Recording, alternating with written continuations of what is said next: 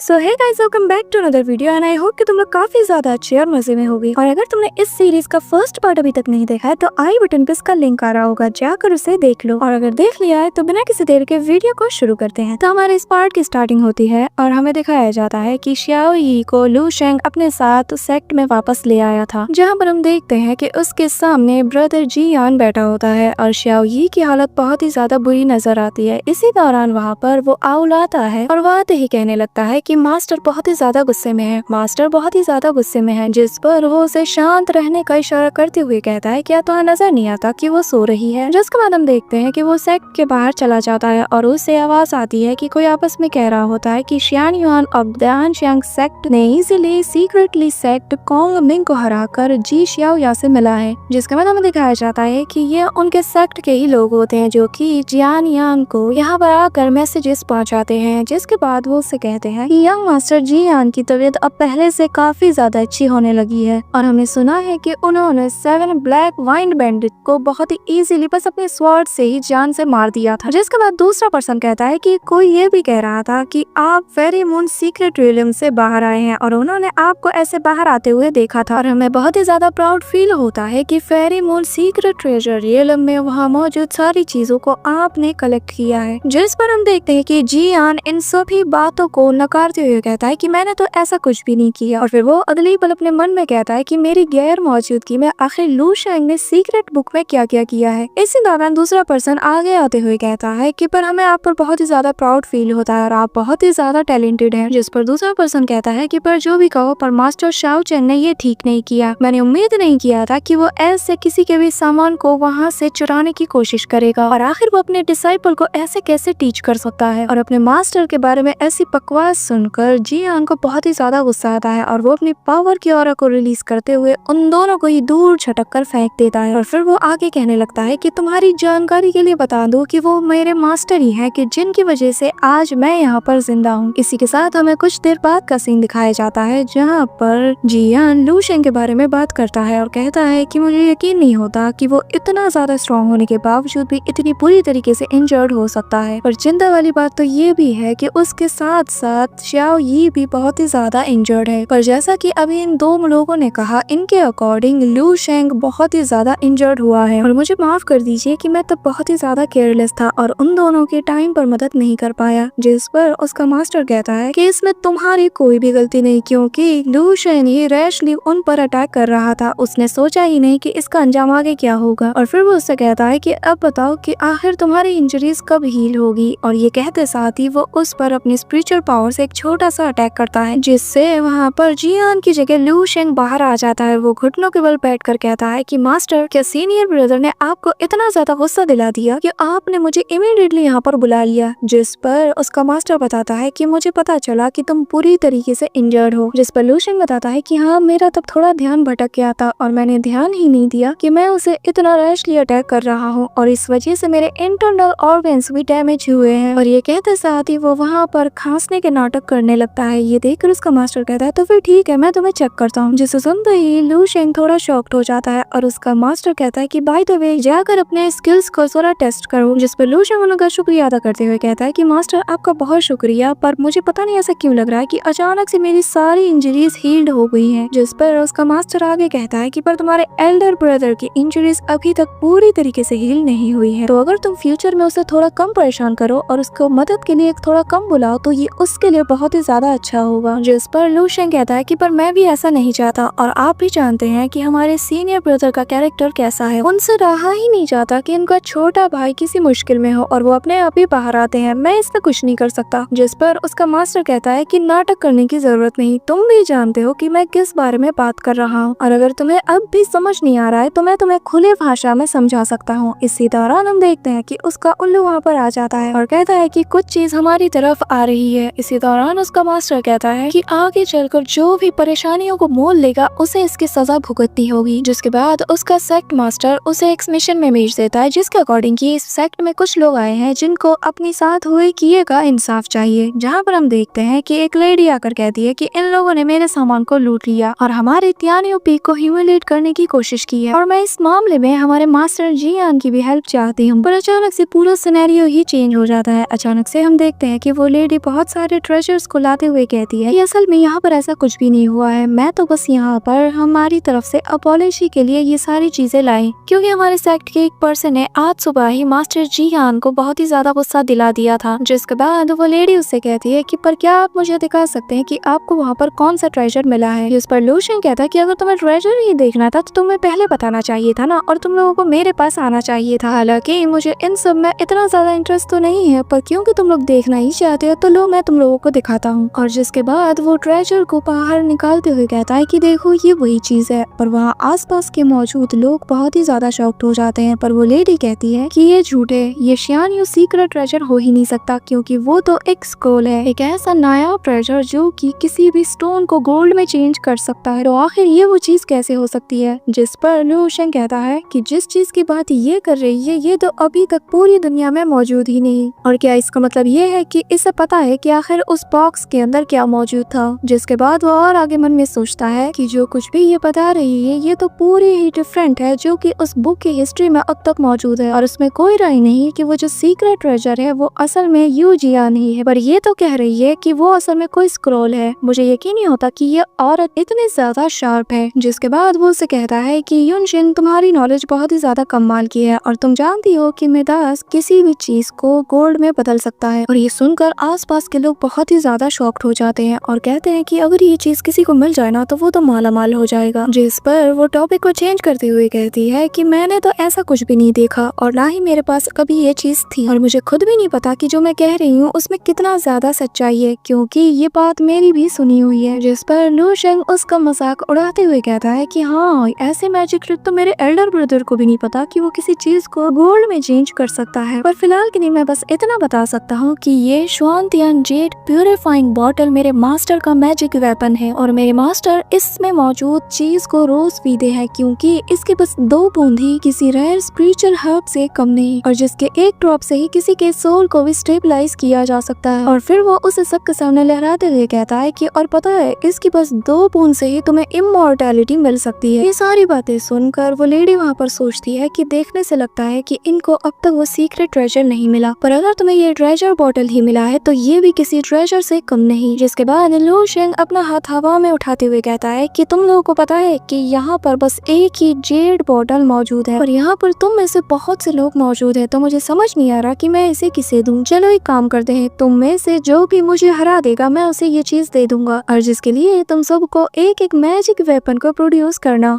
इसी दौरान ये सारी न्यूज वो उल्लू जाकर मास्टर को बता देता है। हम देखते हैं कि जिसे सुनकर मास्टर बहुत ही ज्यादा शॉक्ड हो जाता है, और फिर वो कहता है कि आखिर मैं इस लड़की का क्या करूं। और तभी उसकी नजर उसके वास पर जाती है जिसे गायब हुआ देखकर वो कहता है कि आखिर इस लड़की ने इसे कब उठाया। जिसके बाद हमें लू शेंग को दिखाया जाता है जहाँ पर वो बहुत ही इजीली वहाँ मौजूद लोगों को डिफीट करता चला जाता है, और उनके हार जाने के बाद हम देखते हैं कि वो उनके प्रोड्यूस किए गए मैजिक वेपन्स को अपने पास रख लेता है। इसी दौरान हम देखते हैं कि एक पर्सन वहाँ पर मैजिकल ट्रेजर ऑफ लिंग लॉन्ग जेड ट्राइपॉड को क्राफ्ट करता है, पर शू लंग इजीली उसे भी हराकर उसका ट्रेजर रख लेता है, और फिर वो वहाँ पर उन सभी का मजाक बनाते हुए कहता है कि तुम सबका बहुत शुक्रिया। इसमें कोई शक नहीं कि हेवन एंड वाइंड के लोग बहुत ही ज्यादा स्ट्रॉन्ग हैं। जिसके बाद हम देखते हैं कि वो लेडी आगे आती हुई कहती है कि अगर तुम मुझे चुपचाप फुल ट्रेजर दे दोगे तो मैं तुमसे नहीं लड़ूंगी। ये सुनकर लू शेंग कहता है कि अगर तुम्हें नहीं लड़ना तो मत लड़ो, और ये ख्याल दिमाग से निकाल दो कि मैं तुम्हें ये बॉटल इजीली दे दूंगा। ये सुनकर वो लेडी अपना आयरन हार्ट 5 बुता पैलेट निकालती है और उससे लू शेंग पर अटैक करती है, पर हम देखते हैं कि लू शेंग इजीली उसके अटैक को रोककर उस पर काउंटर अटैक करने लगता है। जिसके बाद इन दोनों के बीच फाइट स्टार्ट हो जाती है, और जैसे ही वो उस पर अटैक करने ही वाली होती है हम देखते हैं कि लू शेंग उसे आकर पकड़ लेता है और कहता है कि बताओ कि आखिर तुम्हें इस ट्रेजर के बारे में इतना कुछ कैसे पता। जिस पर वो बताती है कि वो तो बस मैंने इसके बारे में सुना था। ये सुनकर लू शेंग उसे एक हेडबट मारता है, जिससे हम देखते हैं कि उसके नोज से ब्लीडिंग होना स्टार्ट हो जाती है। ये देखकर वो कहती है कि आखिर तुम्हारी हिम्मत कैसी एक लड़की के फेस पर अटैक करने की। और ये कहते साथ ही वो अपना स्वॉर्ड ऑफ हेवन वेपन को बाहर निकालती है, जिससे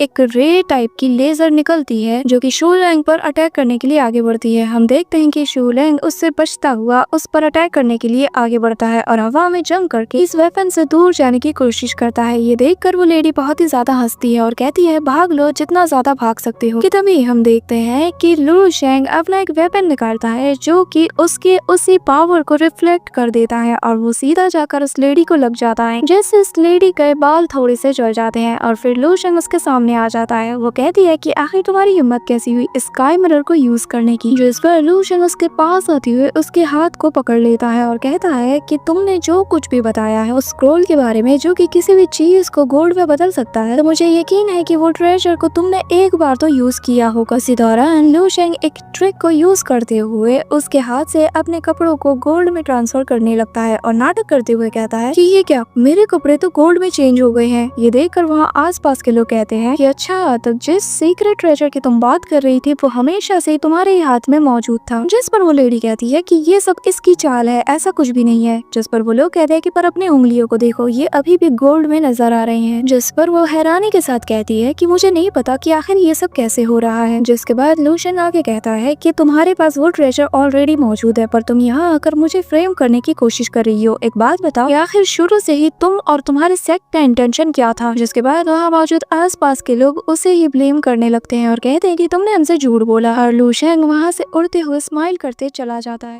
इसी के साथ हमें थोड़ी देर बाद का सीन दिखाया जाता है जहाँ पर हम देखते हैं कि शियाओ यू को होश आ जाता है और वो आते साथ ही लू शेंग से कहने लगती है कि लू शेंग, आखिर तुम ऐसा कैसे कर सकते हो? वो लेडी और उसके सेट के लोग आकर तुम्हें यहाँ पर ह्यूमिलेट कर रहे थे और चोरी का इल्जाम लगा रहे थे, तो तुमने उसे जाने क्यों दिया? तुम्हें तो उन्हें सबक सिखाना चाहिए था। जिस पर लू शेंग बताता है कि अगर हम उसे जान से मार देते या उन्हें बहुत सबक सिखाते तो सोचो हमारे पास इतने पैसे कहाँ से आते फिर। जिस पर शियाओ यी कहती है कि मुझे उस पर कोई भी यकीन नहीं, क्योंकि ये बहुत ही ज्यादा शातिर औरत है और मैं इसके बारे में अपने अंकल ज़ियाओ ज़ोंग को जरूर बताऊंगी और देखना वो कैसे उन लोगों को सबक सिखाते हैं। जिसके बाद वो बताती है कि अगर मैं तुम्हारी जगह होती ना तो मैं उसे ऐसे ऐसे ऐसे मारती और उन्हें मार मार के उनका भरता बना देती। जिस पर वो कहने लगता है कि पर इन सब का कोई फायदा नहीं, क्योंकि तुम्हें याद नहीं कि कुछ ही दिनों बाद हमारे जियान का बर्थडे है और मैं उनके बर्थडे को इफेक्ट नहीं करना चाहता। जिस पर शियाओ यी कहती है कि अरे हाँ, मैं कैसे भूल सकती हूँ कि अगले महीने के पहली तारीख को उनका बर्थडे है। जिसके बाद वो वहाँ से जाने लगती है और लू शेंग उसे कहता है कि क्या तुम गिफ्ट खरीदने जा रही हो? जिस पर वो कहती है कि हाँ, और जो कि यहाँ की सबसे ज्यादा बड़ी टॉप ऑक्शन शॉप्स में से एक है। जिस पर वो उसे पूछती है कि तो फिर तुम कहाँ जा रहे हो बताओ? लू शेंग उसे बताता है कि मैं घोस्ट मार्केट जा रहा हूँ। जिस पर वो बताती है कि वो तो बहुत ही ज्यादा अजीब जगह है, वहाँ पर भला तुम्हें कैसे कोई गिफ्ट मिल सकता है? पर ठीक है, कोई नहीं, तुम्हें जाना है तुम जाओ, तुम्हारी पसंद, पर मुझे पर्सनली घोस्ट मार्केट में कुछ भी अच्छा आज तक नजर नहीं आया। जिसके बाद वो वहाँ से चली जाती है और हम देखते हैं कि लू शेंग एक मास्क को निकालकर अपने चेहरे पर लगा लेता है। जिसके बाद हमें घोस्ट मार्केट का सीन दिखाया जाता है जहाँ पर लोग खरीदारी कर रहे होते हैं और एक आदमी कहता है कि ये बहुत ही ज्यादा रेयर ट्रेजर है। ये देख कर लू शेंग कहता है कि देखने से लगता है कि तुम्हें इसके बारे में ज्यादा नॉलेज नहीं है। जिसके बाद वो उसे एक मैजिक वेपन देते हुए कहता है कि मैं तुम्हें ये देना चाहूंगा इस चीज के बदले में। और जैसे ही वो शॉपकीपर वो लेने लगता है वो कहता है कि पर आखिर मैं कैसे मान लूं कि जो तुम इस चीज के बारे में बता रहे हो वो सच है। जिस पर वो शॉपकीपर कहता है कि तुम्हें मुझ पर ट्रस्ट करना ही होगा, क्योंकि अगर तुम्हें यकीन नहीं तो तुम यहाँ मौजूद किसी से भी पूछ सकते हो कि यहाँ की जो भी ट्रेजर है उनके बारे में मैं सबसे ज्यादा जानता हूँ। जिसके बाद हम देखते हैं कि लू शेंग अपना हाथ उस ट्रेजर में से हटा लेता है और फिर जैसे ही वो शॉपकीपर उस वेपन पर अपना हाथ रखता है तो वो उसे छूते ही कहने लगता है कि मुझे माफ करना, पर यहाँ पर एक रूल है कि जिस चीज ने एक बार सूरज की रोशनी को छू लिया वो यहाँ पर खरीदी या बेची नहीं जा सकती। ये सुनकर लू शेंग अपना एक दूसरा वेपन उसे देता है, जिसे देखकर वो शॉपकीपर कहता है कि ये तो एक टॉप ग्रेड का वाटर कंट्रोल बुक है। जिसके बाद लू शेंग अपने एक और मैजिकल वेपन को बाहर निकालता है जो कि एक ग्लेस्ड जेड टॉप होता है। जिसके बाद हम देखते हैं कि लू शेंग एक के बाद एक 6 और वेपन्स निकालता है। ये देखकर आसपास के लोग बहुत ही ज्यादा शॉक्ड हो जाते हैं कि तभी हम देखते हैं कि 2 लोग उसे नोटिस कर लेते हैं और तभी वहाँ पर वो लोग जाकर अपने लॉर्ड को इन्फॉर्म करते हैं। हम देखते हैं कि थोड़ी देर बाद वहाँ पर घोस्ट मार्केट का लॉर्ड आ जाता है और वो आते साथ ही लू शेंग से कहता है कि तुम इस मार्केट के कोई ऑर्डिनरी कस्टमर तो नहीं लगते, तो तुम्हारा हमारे बारे में क्या ख्याल है? हम चलकर प्राइवेटली बात कर सकते हैं। जिसके बाद हमें उसके पैलेस का सीन दिखाया जाता है जहाँ पर वो लू शेंग से पूछता है कि एक बात बताओ, आखिर तुम कहाँ से हो और तुम्हारे पास इतने सारे ट्रेजर्स कहाँ से आए, क्योंकि ये सारे ट्रेजर्स नोबल फैमिली से रिलेट करते हैं। जिस पर लू शेंग कहता है कि वाह, यकीन नहीं होता कि हमारे घोस्ट मास्टर इतने ज्यादा आई कैचिंग है। जिस पर घोस्ट मास्टर कहता है पर मुझे समझ नहीं आ रहा कि मैं तुम्हारी तारीफ करूं या तुम्हें बेवकूफ बुलाऊं या फिर तुम बस नादान बनने का नाटक कर रहे हो, पर इससे कोई फर्क नहीं पड़ता क्योंकि मुझे वो सारे ट्रेजर्स चाहिए। इसी दौरान हम देखते हैं कि वहाँ पर आसपास बहुत से लोग आ जाते हैं जिनके हाथों में वेपन्स होता है और वो लोग आते साथ ही लू शेंग पर हमला करने के लिए आगे बढ़ते हैं, पर लू शेंग उन लोगों को एक ही झटके में नेस्तनाबूद कर देता है और अपने बंदों की इतनी बुरी हालत देखकर घोस्ट मास्टर अब खुद ही लू शेंग पर हमला करने के लिए आगे बढ़ता करता है और हम देखते हैं कि लू शेंग उसके अटैक से डॉज कर जाता है और वो पलट कर उस पर अटैक करने के लिए आगे बढ़ता है। और जैसे ही वो घोस्ट मास्टर अपना लेग उसके शोल्डर पर लैंड करता है, हम देखते हैं कि लू शेंग बहुत ही स्टाइल से उसके पैर को पकड़कर ही उसे दूर पटक देता है, जिसके बाद वो खड़ा होकर अंगड़ाइयां लेते हुए कहता है कि हाँ तो तुम हो घोस्ट मास्टर, मानना पड़ेगा कि तुम इतने बड़े लीडर होने के बावजूद भी इतनी चीप हरकत करने का दम रखते हो। खैर अच्छा हुआ कि श्याओ ये यहाँ पर नहीं है। और ये कहते साथ ही वो अपनी पावर के ऑरा को रिलीज करता है, जिसके बाद वो उसे कहता है कि तुम बिल्कुल ताई सेक्ट के अडॉप्टेड सन के फुटप्रिंट पर चल रहे हो। और इसके अगले ही पल वो उसके बहुत ही ज्यादा करीब आ जाता है और हमें दिखाया जाता है कि उसने बहुत ही शार्प टेंटिकल से उसे घेर लिया होता है। ये देखकर वो घोस्ट मास्टर कहता है कि आखिर तुम्हें मेरी आइडेंटिटी के बारे में कैसे पता, जिस पर लू शेंग उस पर अपना शिकंजा तेज करते हुए कहता है कि वो कहते हैं ना कि अपने दुश्मन के इलाके में जाने से पहले और उसके बारे में होमवर्क करके आना चाहिए। जिसके बाद वो उसी की लाइन को रिपीट करते हुए उससे कहता है कि मुझे नहीं पता कि मैं तुम्हें बेवकूफ कहूँ या नादान, पर मुझे इससे फर्क नहीं पड़ता। और ये कहते साथ ही वो उन शार्प टेंटिकल्स को उसके अंदर घुसा देता है। जिसके बाद हम देखते हैं कि वो उसके मास्क को ले लेता है। जिसके बाद वो उसके बाकी बचे हुए बंदों से कहने लगता है कि एक बात बताओ, आखिर तुम लोगों का घोस्ट किंग कौन है? मेरे ख्याल से तुम लोगों को फर्क नहीं करना चाहिए जब तक ये मास्क मेरे पास है। और हम देखते हैं कि वो अपना मास्क उस घोस्ट मास्टर के मास्क से बदल लेता है, जिस पर हम देखते हैं कि वहाँ मौजूद वो लोग बुरी तरीके से थर थर कांपने लगते हैं और उसके सामने घुटनों के बल झुककर कहते हैं कि आज से हमारे मास्टर आप ही हैं। और फिर वो उन ट्रेजर्स को उठाकर उन लोगों को देते हुए कहता है कि इन्हें अपने साथ ले जाओ और जाकर श्वांगयुन पवेलियन में जो सबसे बड़ा ऑक्शन सिटी है वहाँ पे जाकर इसे मुझे सेल कर दो। जिस पर हम देखते हैं कि वो लोग डरते हुए उन ट्रेजर्स को लेकर वहाँ से चले जाते हैं। और जिसके बाद हम देखते हैं कि वो जमीन पर पड़े उस घोस्ट मास्टर से कहने लगता है कि तुम्हारा नाटक कब खत्म होगा, ऐसे कब तक पड़े रहोगे, चुपचाप खड़े हो जाओ। जिस पर हम देखते हैं कि वो घोस्ट मास्टर उसी वक्त उठकर बैठ जाता है और कहता है कि लॉर्ड आपका बहुत बहुत शुक्रिया। जिस पर लू शेंग उससे स्माइल करते हुए कहता है कि तुम्हारी बॉडी के अंदर त्याई सेक्ट ने जो 7 सोल बोन्स को प्लांट किया है, मैंने उसे अभी अभी इजीली सॉल्व कर दिया है। जिस पर वो कहने लगता है कि आपका बहुत बहुत शुक्रिया लॉर्ड, आज आपकी काइंडनेस की वजह से ही मुझे एक नई जिंदगी मिली है और इसमें कोई दो राय नहीं कि आप बहुत ही ज्यादा स्ट्रॉन्ग हैं। मुझे खुशी है कि आज से आप मेरे लॉर्ड हैं। जिस पर लू शेंग उसे कहने लगता है कि मैं ताई सेक्ट से 12 साल तक दूर रहा हूँ, पर मुझे पता है कि 2 स्टेट्स बहुत ही ज्यादा घोस्ट मार्केट में आया जाया करते हैं, क्योंकि यहाँ पर कुछ ऐसा है जो कि उन्हें कहीं और नहीं मिल सकता। 7 स्प्रिंग्स एंड ऑटम, तुमने जरूर इन रूल्स के बारे में तो सुना होगा। जिस पर हम देखते हैं कि ये सुनने के बाद ही वो उसी वक्त उसे वो सील दे देता है और ये देख कर लू शेंग उसे कहने लगता है कि तुम मेरे बाद यहाँ पर घोस्ट मास्टर के पोजीशन पर रहोगे, पर एक बात याद रखना, अगर तुम जिंदा रहना चाहते हो तो जैसा मैं बोलूँ तुम्हें वैसा ही करना होगा। और जिसके बाद वो उसे एक लेटर देते हुए कहता है कि जैसा इसमें लिखा है वैसा करो। जिस पर वो घोस्ट मास्टर, जिसका नाम की श्याओ देन होता है, वो कहता है कि मैं कभी भी हार नहीं मानूंगा। और जैसे ही वो अपना सिर उठाकर देखता है, हम देखते हैं कि लू शेंग वहाँ से जा चुका होता है और फिर तब वो उस लेटर को अपने हाथों में उठाता है, जिसमें कि श्वांगयुन पवेलियन का एड्रेस लिखा होता है। ये रीड करते ही वो अपने मन में कहता है कि देखने से लगता है कि इस जेंटलमैन के आइडियाज मेरे आइडियाज से कोइंसिडेंटली मिलते हैं, और जो कि बहुत ही ज्यादा बचकाना है। इसी के साथ सीन शिफ्ट होता है और हमें रात का सीन दिखाया जाता है, जहाँ पर सेक्ट के बाहर रात के अंधेरे में छुपते छुपाते श्याओ यी अपने हाथ में कुछ लेते हुए जाती है और फिर वो जाते हुए अपने मन में कहती है कि मैंने सुना है कि सीनियर ब्रदर जियान का फिगर बिल्कुल एज इट इज लू शेंग जैसा ही है और मुझे यकीन है कि उसके कपड़ों का एक साइज ही मेरे लिए इनफ होगा। ये कहते साथ ही वो वहाँ से आगे बढ़ती है कि तभी वो किसी से टकरा जाती है। इसके साथ ही वो पर्सन उसे कहने लगता है कि तुम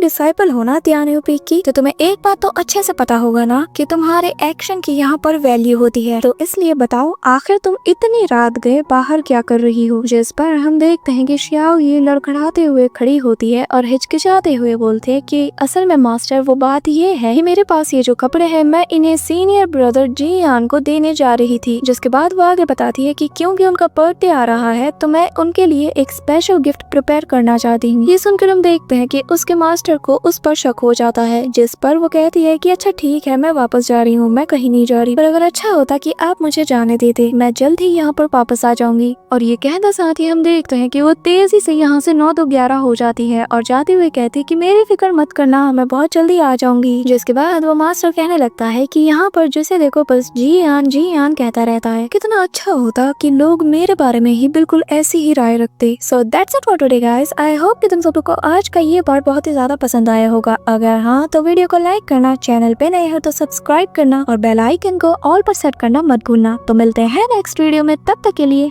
बाय।